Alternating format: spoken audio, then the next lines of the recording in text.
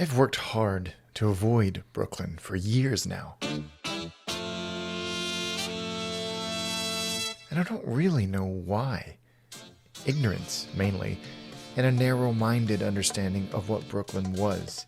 From my dimly lit perspective, Brooklyn is Williamsburg, Dumbo, and that's about it. What a fool I've been, because this gigantic, sprawling borough is so much bigger and so much more interesting than that reputation or any reputation it has ever had.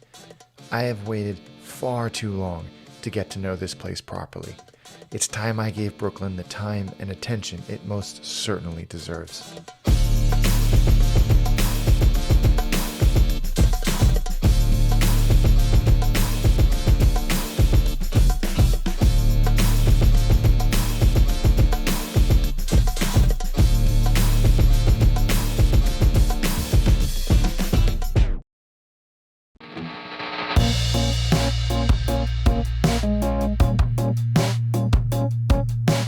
Brooklyn was once a separate city, independent of the city of New York. The cities merged in the late 19th century, a decision forever lamented by Brooklynites as the great mistake of 1898. But while not a city in its own right anymore, it still feels very much like a city. In fact, with a population of 2.7 million people, if separated from New York City, Brooklyn would be the fourth largest city in America. As it stands, it's the second most densely populated county in the United States. And you'll feel that as you move through the borough. You'll almost certainly be coming to New York City through one of its three hellish portals: JFK, LaGuardia, and Newark. Latter of which isn't even in New York, it's in New Jersey. Now, it would be easy and justifiable for me to relentlessly dunk on these airports. They're not great, but LaGuardia has recently undergone a significant renovation and is actually pretty good now, at least for an American airport. JFK has its redeeming features like the gloriously designed Eero Saarinen TWA terminal, and Newark, it's close to Manhattan. I guess that's about the nicest thing you can say about Newark. So let's just focus on the two in neighboring Queens, JFK and LaGuardia. The quote-unquote fastest way to get into Brooklyn from JFK or LaGuardia is a taxi or rideshare app like Uber or Lyft. At the best of times, your journey will take 30 to 40 minutes, but could take as long as 1.5 hours depending on where in Brooklyn you're going and traffic conditions. Unlike taxi trips to Manhattan from JFK, there is no flat rate to Brooklyn from either airport, so expect the journey from both airports to cost between $50 and $70 plus tip. If you're coming into LaGuardia, you can get to Brooklyn on public transport. It's just a little bit faffy. You have to take a bus and the subway at the very least. From Terminal A, you take the Q47 bus to 74th Street, Roosevelt Avenue, and from there you can connect to a variety of subway lines. You could also be getting to Brooklyn from Manhattan, and in that case, the subway is your friend. 6 tunnels and 2 bridges carry subway lines across the East River, which separates Brooklyn from Manhattan. And again, Google Maps is the way to go. It will tell you which lines and which routes will get you from where you are in Manhattan to where you need to go in Brooklyn. From JFK, it's easier. No buses involved, but even longer on the subway, again, depending on where in Brooklyn you're going. Fire up Google Maps to help you plan which lines and changes you'll need. The one thing the subway has going for it is cost, just $2.75 for a single ride. So you need to figure out that cost-time balance when deciding between the taxi or a subway to Brooklyn. Once you have escaped the fetid grasp of the New York City airports and are safely in Brooklyn, getting around is pretty easy. The subway is your best bet for most parts of the borough except Red Hook and parts of East Brooklyn. There are 12 lines serving Brooklyn's 170 stations. I told you, do not underestimate the size of this borough. Now, you can buy a ticket on one of the machines in the stations, but it's way easier to just use your contactless debit or credit card or smartphone and tap in at the turnstiles themselves. It's the same fare, $2.75, and you still get free transfers, and it's way easier than battling the antiquated ticketing machines in the stations. Now, I'm ordinarily the guy that tells you that the best way to experience a place is on foot. But unfortunately, that's just not the case in Brooklyn. It's just too big. The neighborhood's too disparate to really explore and appreciate on foot.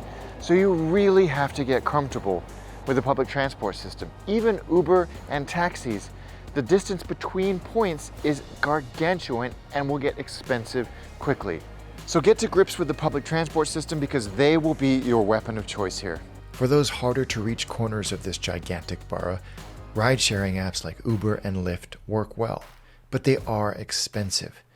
Factoring the size of this place, plus the base rate for your journey, plus tip, and these trips start to add up quickly. Buses are a cheaper but slower alternative. You tap in on buses using your bank card, just like on the subway.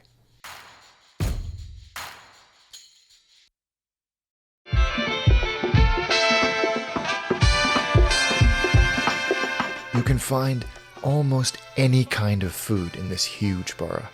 Everywhere you look, there are cafes, restaurants, grills, bistros, food carts, and everything in between. Brooklyn is also a beautifully and broadly diverse place. There is fantastic food from all over the world here, some of the best you can find. But many of the foods that New York City is world famous for were born, or at the very least, perfected here in Brooklyn. So it's worth sampling the best of those classics as well. We covered the finer points of New York pizza in our Man Home episode, so I won't regurgitate what the brilliant Scott Wiener told us, but really, New York pizza is a species unto itself. You know, there's no the best pizza in New York, but you owe it to yourself to try a slice from at least a few different shops and see what kind of style talks to you. This at La Industrie is old world style pizza. It's glorious pepperoni or burrata. But as you move throughout the city or throughout the borough, and Brooklyn is home to arguably some of the best pizza, you'll notice the styles change with each pizzeria. It doesn't mean that one is better than the other. They're just different. And that is worth celebrating. And make no mistake, if I'm in the 5 boroughs, then I'm celebrating. And I advise you to do the same. No, I'm wrong. This is actually the best pizza in New York. From one New York and Brooklyn icon to the next. The Queen's eating here. Nathan's, a bona fide institution, and rightly so.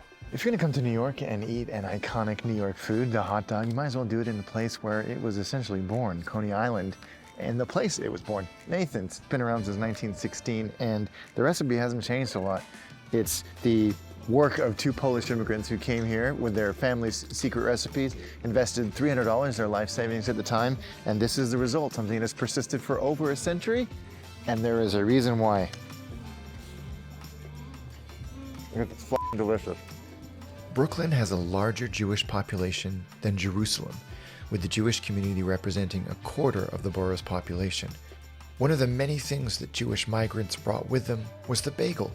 And indeed, New York-style bagels are the original bagel available in the United States, and they are easily my favorite. There are many foods in the world that I will now refuse to eat unless I'm in the city in which they came from, or at least were popularized. Bagels are one of them, and I'm only going to eat them in New York. The lore is that water here makes it taste better. It's been debunked, but I like to talk about it anyway because I think it's fun. Bagels are also one of those things that are fiercely divisive in this city. But you and I come to this city, we're not going to tell the difference between a phenomenal bagel and an awesome bagel and a great bagel.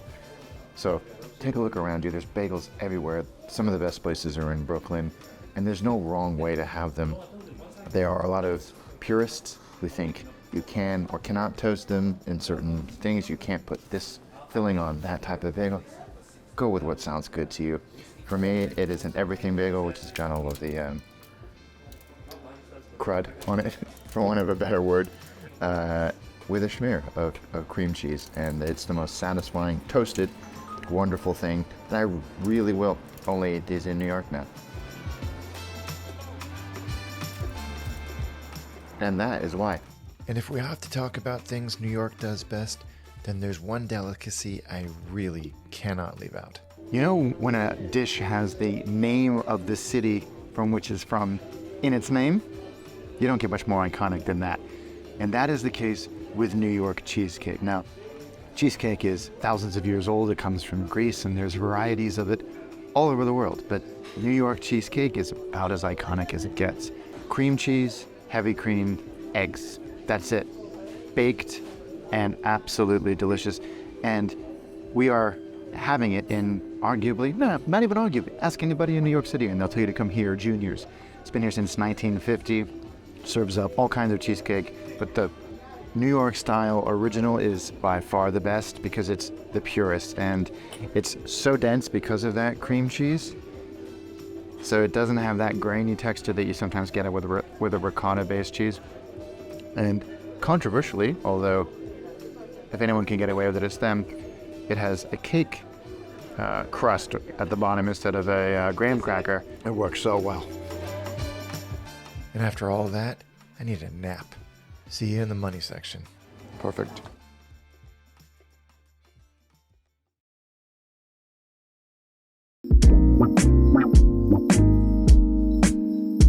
We're in the US, so you will be using the dollar while you are here. This country still feels so antiquated when it comes to paying for things. Cash is still very much king, and in many cases, the only way to pay for things in smaller shops and restaurants. You won't be able to use your card nearly as much as you can in Europe. And when you do use your card in bars and restaurants, they'll bring you your bill. You give them your card, they'll take it away to be processed and bring you back some paperwork to sign and add tip to. It's all unnecessarily complicated, but that's the way it works, at least for the time being. Brooklyn may have a reputation, albeit an outdated one, of being kind of a rough place, at least in parts, but statistically it's actually pretty safe here. That being said, you are in a big part of a huge city, so some caution is required. Avoid dimly lit streets at night, especially in low traffic areas. And remember, in a borough this size with this many people, some neighborhoods are going to be safer than others, so do your research. But if you keep your head up, your wits about you, and your phone away, you'll be just fine. Because we are in the US, we need to talk about tipping. Whether we agree with it or not, it's a thing here. In fact, it's mandatory. That means you have to do it. 15% minimum. If you hate maths like I do, these days most bars and restaurants will put percentage brackets at the bottom of your bill. Failing that, just look at the bill and double the tax. That's what I do. Easy. Enough said. Finally, is Brooklyn an expensive place? Well, it depends. It's incredible to me how much the price can change in the space of a single city block. You can go from a local diner where 2 people can eat like royalty for under $20, go 1 block further, and you'll pay $50 for 4 tacos at the Taqueria du Jour. So wander around and explore, but on that note, let's do the rundown. Beautiful cup of coffee at Junior's will cost you around $3.50. Glass of beautiful Brooklyn beer will cost you around $6. And for the most reliable indicator of a nation's cost, the good old Big Mac, you're going to pay $5.99 or $5.99.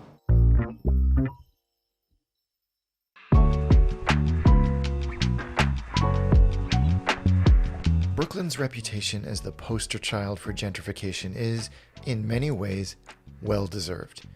There are pockets of this borough that are so achingly hipster that they border on parody. But they're just that, pockets. Small enclaves that are not a fair representation of Brooklyn as a whole. When you pull back and look at this giant place in totality, you see a very different picture. A diverse, developing, complicated machine that demands a much more rigorous classification than its dismissive hipster label. There's a lot going on in Brooklyn, always has been and always will be.